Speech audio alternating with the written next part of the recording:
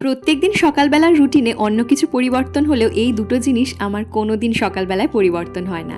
এক হচ্ছে বরফ জলে মুখ ধুয়ে নেওয়া, আরেকটা হচ্ছে ড্রাই ফ্রুটস। কারণ এগুলোর থেকে প্রচুর উপকারিতা পেয়েছি। এরপর আমরা চলে এলাম মিষ্টিকে নিয়ে মমের বাড়িতে। মিষ্টি আজকে মমের সাথে থাকবে, মম ওকে খাইয়ে দেবে, আর আমি আর হাজব্যান্ড দুজনে মিলে একটু বেরাবো। মমের বাড়ি থেকে খাওয়া দাওয়া করে বেরিয়ে পড়লাম।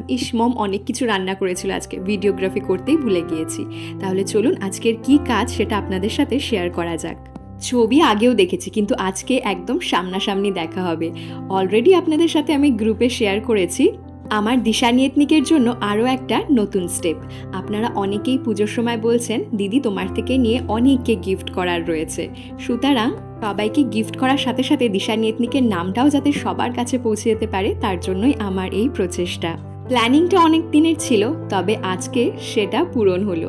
এই যে অনলাইন শপিংয়ের জন্য যে ব্যাগগুলো যায় সেই ব্যাগ, তার সাথে সাথে বেশি কেনাকাটাতে এই ব্যাগটা, এবং দু একটা শাড়ির জন্য থাকছে এই ধরনের ব্যাগটা। যদিও হলুদটা আমার পছন্দ ছিল না, আমি বলেছিলাম সাদা দিতে, দিয়েছে হলুদ আর লাল। তো যাই হোক, সব কিছু নিয়ে এই যে বাড়ির উদ্দেশ্যে এখন রওনা হলাম। যেতে যেতে প্রায় সন্ধে হয়ে গেল। খুব টায়ার্ড লাগছিল, মুডটাকে রিফ্রেশ করার জন্য একটু বাদাম নিলাম, এবং তার সাথে সাথে দেখলাম রাস্তায় জিলিপি বসেছে, তাই জিলিপি নিয়ে নিলাম। মিষ্টি আজকে মমের কাছে সারা দিনের দায়িত্বে ছিল, মমের সাথে খুব দুষ্টুমি করেছে সারাদিন।